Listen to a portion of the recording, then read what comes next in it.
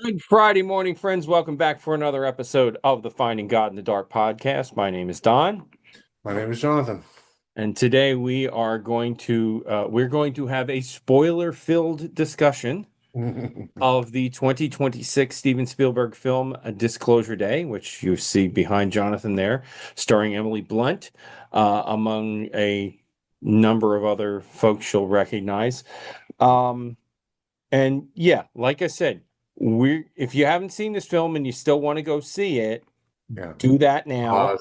Yeah. You pause, come back, because as Jonathan just said right before we started recording, we're going to have a theological discussion about it. We really can't have that Right. discussion. Like sometimes we can get away with having that discussion without talking about some major plot points.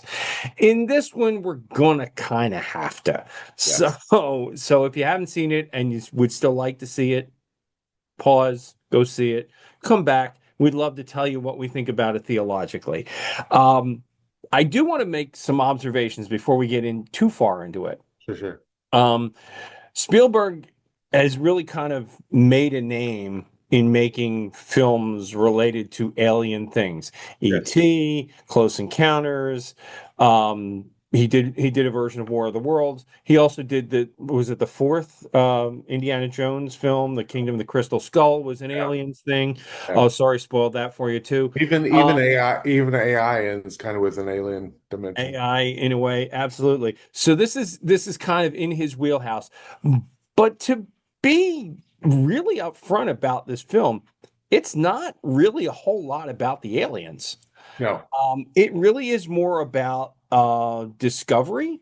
It's Yeah. more about what the government keeps hidden from people. Secrets and control and Yeah, it's a lot more, but it's almost like a spy thriller, yeah. more than it is an alien film because really the aliens hardly show up. I mean, you see Yeah, them. the aliens are only in the last part of it. Yeah. And again, they're not the major character. The major themes are really around government officials deciding what the public should know or not know. Yeah.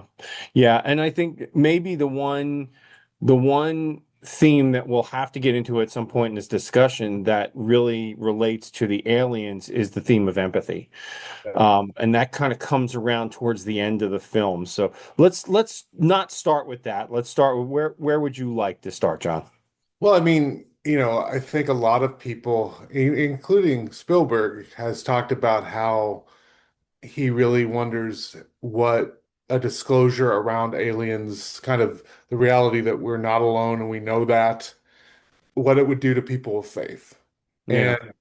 And what I think is interesting is I did not read it. I was planning on doing it, but I just didn't do it. But there was a post by Leonard Sweet, which is a well-known theologian and professor at Drew in the area we're both in. We're both in Greater New Jersey conference, and he talked about how he wrote an open letter to Steven Spielberg, and he's like, Christians have been thinking about this for like 1600 years, so it's not A new. lot longer than you, buddy. Yeah. And to me, I will admit that I think Spielberg is right that for a lot of people, this would really transform their lives and would be difficult in terms of dealing with their faith, but in the kind of the theological framework of Christianity, there's nothing that has ever said that life has to only exist on this planet Mhm.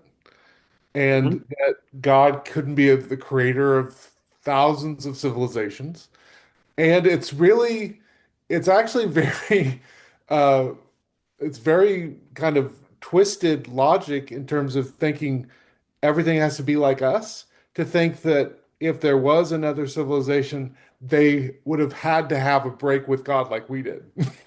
Yeah. Like, you know, I mean I have to go back to what Spielberg was saying in some of the previews, like this film is going to challenge your faith. I'm sorry, Stephen, I didn't feel my faith challenged even oh, a little bit. I will say this. The film is over 2 hours long. Okay, it's like I think it's 2:25, including the credits.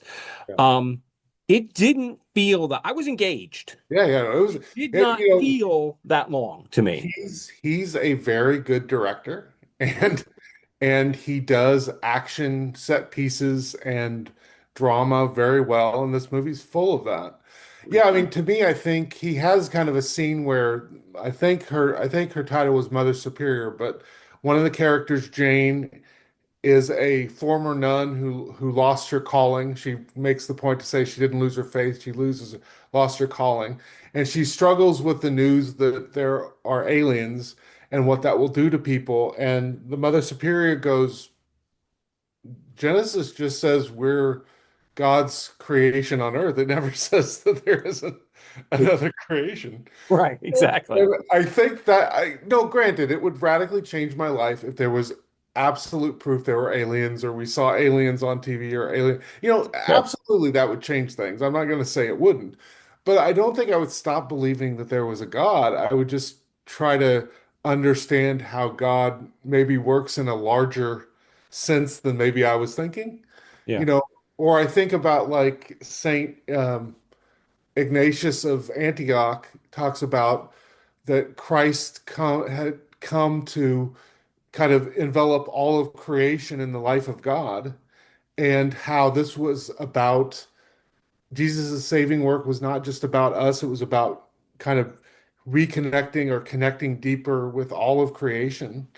And there's something I think beautiful in that theology. And to me, that theology speaks deeply if there were aliens other places and we knew about them. sure. And you know that you're right. I mean, the scripture, nowhere in the scripture does it say you are God's only creation. You know, Yeah. it just says we are God's creation. Okay, that doesn't rule out others. It Yeah. doesn't say we're it.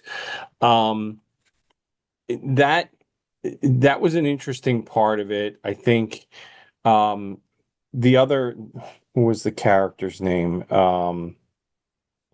Daniel, right? So Mhm. he was the boyfriend, Jane's boyfriend. He's the Yeah. one who has stolen all these government secrets, Yeah. that prove the aliens. It's all video footage and things like that. And he is like the whole other side of that. I mean, he comes across as an atheist. Yeah. Um, and then in some ways though he becomes the he's the conduit, he's the translator Yeah. of this he understands the alien language. Yeah. I mean, in the movie, it's set up that the aliens have picked a human being to understand them and an alien or a human being to help the aliens understand all of humanity. Right. And so that's the two characters behind me, Margaret and Daniel, yeah. Daniel. And they are basically two sides of the same coin that the aliens want to use to help create a bridge between them and us. Hmm. Um, and what I think is, to me, again, what I think is powerful in the Margaret character is she deeply affects people by simply being empathetic to them Right. and kind of hitting them where they're struggling emotionally. And I think that there's a scene where like everybody wants to capture Daniel and Margaret and keep them on base. And she walks him through the entire group of people and she never attacks them. She never hurts them. She never threatens them. All she does is she goes like, you should really call your husband. He's struggling. Or, Yeah, he loved you even though you didn't believe that, or like, and it just stops everybody in their yeah, tracks. She walks around them. And to me, I put on the notes I sent you, but the power of empathy, this idea that yeah, being present with people, being emotionally connected to people, listening to people, can have tremendous power to shape how they interact with you. And I yeah, think that's really a powerful statement, a good yeah. reminder in this film. And folks understand that that's a learned skill. Mhm. It's not something that, well, only some people have. Trust me when I tell you, empathy is a learned skill. All you really need to do is the last word of the film. Yeah. Okay? The Yeah. very last word of the film. listen. Yeah. That's all it takes. Yeah. Um, I've had this discussion many, many times with folks. We spend so much time in our lives in conversation planning what we want to say next, Yeah. planning how we want to respond to what someone else is saying, and not listening Yeah. to what's being said, because oftentimes there's more to what's being said than what is being said. Yeah. And really trying to understand, like Mhm. trying to understand where the person's coming from, why they see that issue the way you don't see that issue. Right. Yeah, that idea of being empathetic, being emotionally intelligent.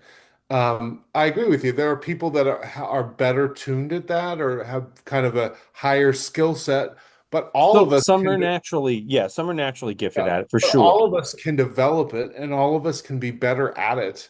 And I liked that scene because it spoke to this idea that really power is in listening and understanding and caring about other people. Like Yeah. that's her power. Her superpower is literally being able to emotionally connect with other people. Like Yeah. that's really cool. Yeah. Yeah. And uh, it's, I think in some ways, and I have to say this, in some ways, I think that Spielberg takes it to a bit of an extreme Sure. in this film, in where there were so many moments where they're caught. Yes. Okay. And okay, her empathy superpower gets them out of it. Or I mean, there was one scene when this government agency is surrounding the house where they're hiding out, but Daniel had been out in the field making a phone call because he wasn't Yeah. getting any reception in the house, Yeah. and like he's sneaking Yeah. back. Except that he's like walking across an open field. He's wide, and nobody turned and looked at him. Like Yeah. Yeah. Yeah. some Um, of it stretches credibility. I did like the conversation about again, this movie is really about who should know things, Hmm. if you can trust people with knowledge, like, and that's an interesting conversation about, what are secrets that need to be held? What are secrets that don't need to be held? When do we overdo it? Like, Hmm. um, conversation, what, maybe 10, 15 years ago was the fact that almost everything in the government was getting top secret clearance. And there was a Yeah, conversation about like, not everything has to be kept from the public. Like, yeah, yeah. I will say that the I guess technically the bad guy in the yeah, film, yeah, he's played by Colin Firth. yeah, He, he has like deeper motivations. yeah, It's one of those situations where, a lot of times you get these bad guys and they're just almost a cardboard cutout bad guy. yeah, This is the bad guy. Um, but when they really get into, well, first of all, it's um, Margaret, pulling that empathetic moment out of him, right? Of losing his wife.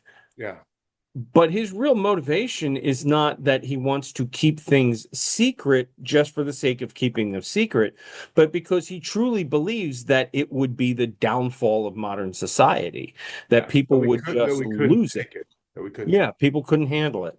And I mean, that's a pretty altruistic motivation, to Yeah, be honest, yeah, if that's what he truly believes. yeah. That I think to me really interesting part of this movie is the discussion about how do we, in a world in which more and more information is becoming something that can be shared, can be transmitted, more and more walls are coming down. How do our governments deal with control and trust and letting people know? I mean, I think to me, and I'm not a big conspiracy theorist, but I think it's insane to me that we are still waiting for all the documents in the Kennedy assassination files to be released. I mean, he died. what, over 80 years, like 1963. so 60 plus years ago. Yeah. And I'm thinking, whatever's in there, like pretty much everybody involved is dead. Like there's no Yeah. way anybody's alive. Yeah. 6 months before I was born. Okay. And I'm Yeah, not a young man. no. And so like those kind of things, we do have to recognize that part of a freest society is trusting the populace Yeah. and trusting them with information. And what is sad, I think, is this. I think it's an interesting dialectic around how do we use information and is control necessary and is control um, helpful? And you can make an argument that it's going to be more traumatic because you drop all this at once versus being honest as it went along. Yeah. Um, And what is the right way to if that information is going to come out, because ultimately in the end it's just this giant data dump, yes. and all these videos come out all at once. And that's almost, I mean, you can see how in a way that's just a complete shock to the system, Yeah. right? You can understand that, maybe you want to trickle this stuff out. Now, there's an interesting theory here that this film is a way that it's what do they call it, predictive something, I forget the exact terminology, but Yeah. this film is a way of saying, well, the aliens really are real. We're just going to keep feeding you a little bit at a time, so that when it actually happens you just go, oh yeah, sure. Well, what I thought was interesting was throughout this, at the end, there's a data dump where we talked about, and I thought it was funny. A lot of people are making fun of Spielberg because he has this data dump happening on the nightly news, and people were joking that's such a boomer thing to do. It's like nobody watches Watching the that, um, but what was funny was see, dump it on Facebook or Instagram maybe. I thought it was interesting throughout, or at least at the very beginning, he had real footage of um, of UFO sightings, and he Mhm. interspersed it between kind of the more over the top scenes that were in this data dump. And I think what he was trying to make the point of is we have these things that still aren't explained. Those videos of the Navy pilot that we still don't understand what was going on. You know, and I think part of his point was like, why have we stopped asking the question like what was going on here? Well, I think there's a part of it, to Yeah, be fair, I think there's a part of it where a huge swath of the population is already going, yeah, it's there, it's out there. yeah, Like it's not a surprise. It's not going to be a surprise when, the spaceship lands at the what is the Butte in Montana, yeah, and the aliens all come out. It's not going to be a surprise anymore, like it yeah, was in 1973 when that film came out. yeah, yeah, yeah, yeah. Close Encounters. If Yeah. for those who weren't following, was it 73? No, it was No, 77. it's 77, I think. I was going to, yeah, 77. Um, So yeah, I mean, there's already a huge swath of people that just, look, it's real. We're just not being told. yeah. Um, the interesting thing is, if you look at, and we mentioned some of Spielberg's films, right? If you look at those films, some of the kind of the main ideas don't necessarily carry over, but there is sort of a story arc in them. Like E.T. is about like that sense of wonder and friendship. And then Close Encounters is about that sense of curiosity and discovery. And then you get to this and it's like, okay, the discovery and the wonder is behind us, and now it's really about what's real. Well, and I think what's interesting and what I think are interesting about his films, other than like War of the Worlds, when he engages with Yeah, aliens. that's not originally his story. So Yeah, yeah. that But I wouldn't put he that did in a this movie. He did arc, a but movie. yeah. But yeah, it's but other than that movie, all of his other movies where he tackles aliens, the bad guys are us. And I find that really fascinating because so much of literature, so much of movies makes the bad guys be the aliens. They're invading. They're, like, and I think it's just fascinating to reflect on, like in this movie, the US government tortures aliens to find out Right. information from them. And then we have tapes, we have data points of them doing it. And we're the government are the people that are trying to control others. They're trying to keep the secrets. They're trying to, you know, and I just like the reflection that the people we don't know aren't necessarily the enemy. Sometimes the enemy is us. Sometimes the people that are the problem is us. Like in the quotes, one of the quotes is don't be afraid of what you don't know. Yeah. And Which I mean, you apply that certainly here to the aliens, but a let's be honest, we can apply it to a whole lot of lot of things. a lot of issues. Yes, absolutely. Yeah. Yeah. But go ahead. Where else do we want to let this one take us? Because Uh, I look, I want to comment a little bit about the particularly the acting. yeah. We said something about the directing.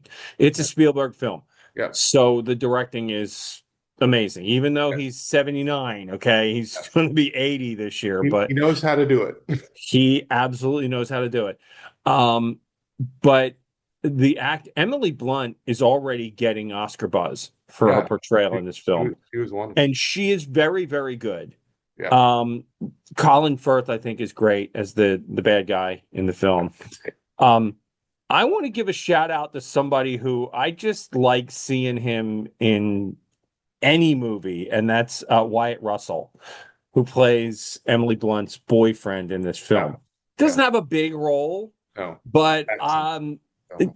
and I'm going to harken back to like the first thing I saw him in, which was the Captain America Winter Soldier series, which was on Disney Plus. And he played well, a character that becomes U.S. agent, but he was like the new Captain America. Yeah. And I just I don't know, he has a charisma Hmm. that is for me is just captivating when he's on screen. Um, He looks a but lot like his dad in this film. he does. He really does. Um, so I think the film it's well acted. It's Yeah. obviously well directed. Yeah. Um, I think the story gets, I'm going to have to say there's certain story beats where you go, no, come on. Like, I'm going to suspend my disbelief up to a point, but, Yeah. some of it where you get like, okay, we're just going to pretend to drive the car off the cliff and sneak away while they're looking over the cliff. Come on. Yeah. Yeah. One of the things I thought was really interesting was this alien device that could Yeah, be used for, it was pretty much a MacGuffin. It could be used for anything.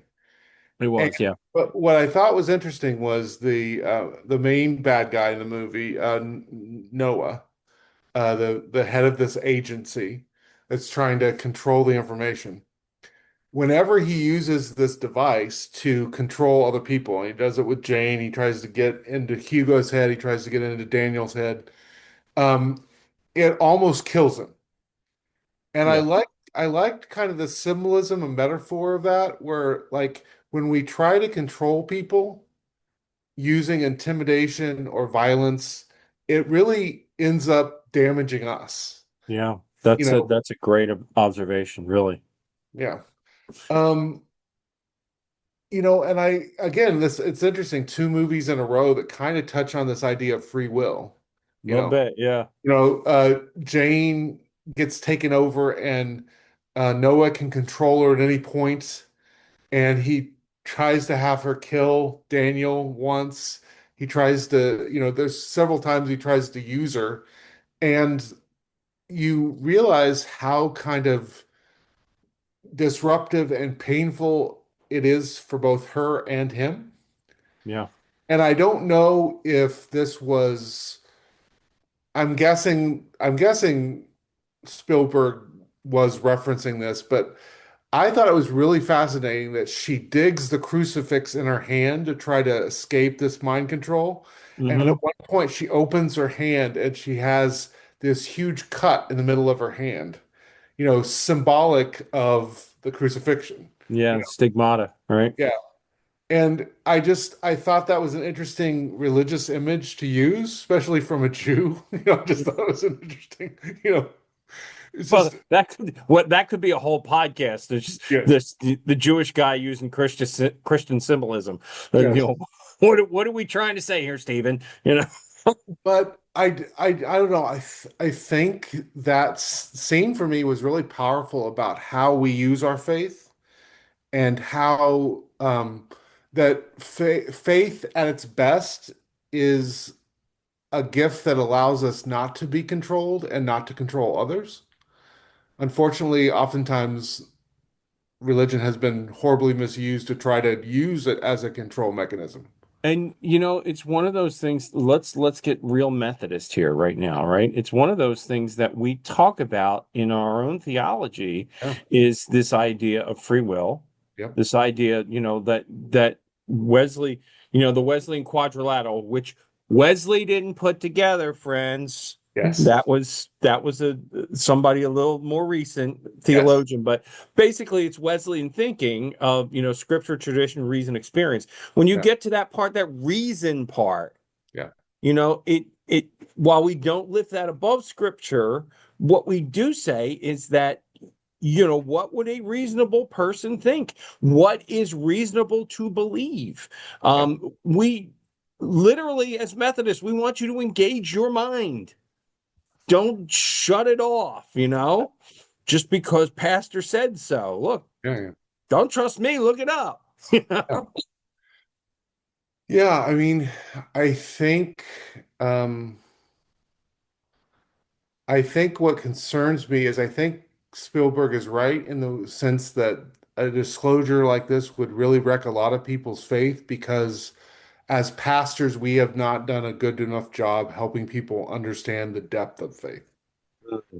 You know, Yeah, um, and that it isn't a story to make you feel better. It's a way of life and a way of understanding how life could be lived.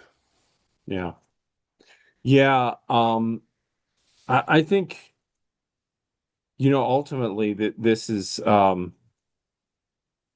an interesting film. I think I said right before we started recording, it's not what I expected it to be because it's not really an alien film, so to speak.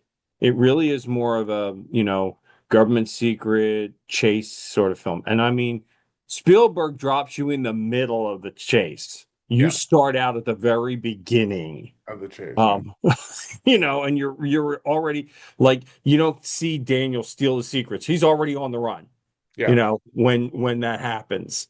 And it doesn't let up.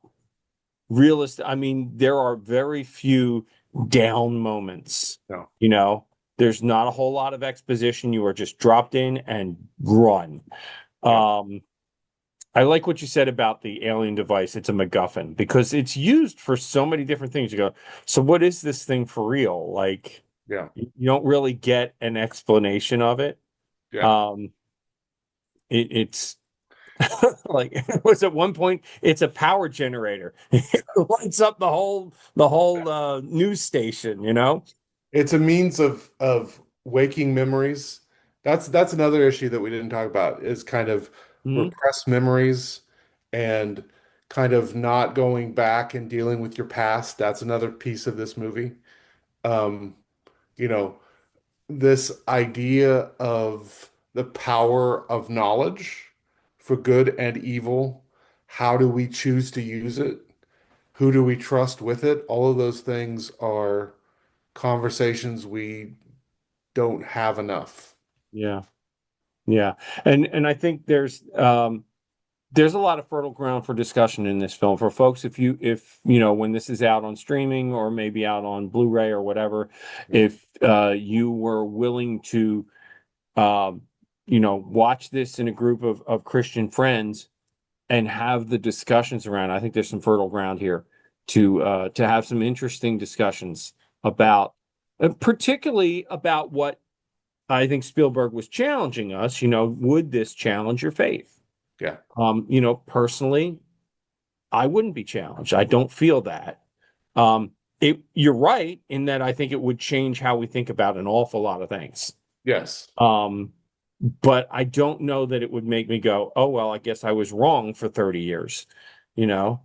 I mean, I definitely think there would be moments of reflection for all of us, but I don't think it would keep me from believing in God. I think I would just be more interested in how wide God is working. Indeed, indeed. And maybe that's where we should leave it. Yeah. So, friends, if you are so inclined, and if you don't feel that we have spoiled the film entirely for you, uh, you might want to go catch this film. I think it'll be worth watching again at some point, maybe in a group of Christian friends, church folks, Yeah. to have the discussion about, what would this mean if it were real? Yeah. Um, and we don't really know. Maybe it is. So, where do we want to go next week, John? Um, this movie, I watched a movie before this that really kind of in weird ways connected with this because, um, this movie is in many ways about um, how aliens would change us and how we function. And the movie I watched before it was about how AI will change us and how we function. Yeah, So, do you have Peacock? I do. Okay. So the AI doc, The AI doc, is that, yeah, oh, is that a documentary? it's a documentary. Okay. It's called The AI Doc: How I Became a Apocalypse. I think it's what it's the whole title of it. And it explains what that word is. It's a word that somebody that deals with AI stuff developed and how he Okay. references who he is. And so I think it would be an interesting conversation in light of this idea of how changes to our world could change us. So And is this going to fall into the category of a future horror film or it definitely has some elements there. I don't want to spoil anything, but there is some hard truths about what could happen with AI, positive and negative, yeah. and how we deal with it. It made me really skeptical about how human beings would actually come together to deal with AI. So I'll leave it at that. Okay. So this is subtitled is Skynet for real, right? Pretty much. Yes. Friends, so then the film for next week is the AI doc. You'll find it on Peacock streaming. Until next Friday, friends, thanks for watching. Keep on finding God in the dark. We will see you all again next week. Take care and God bless. Bye. Bye. Thanks again for watching the Finding God in the Dark podcast, friends. If you've made it here all the way to the end of the video, then obviously you find something that we're doing to be educational or informative, something valuable in this podcast. So we want to invite you to go ahead and share this with your friends. Hit the like button. Follow us for more of this. We publish every week at 10 a.m. on Friday mornings on YouTube. Shortly thereafter, you'll find us somewhere on Facebook. Until next Friday, keep on finding God in the dark. Thanks for watching. Bye now.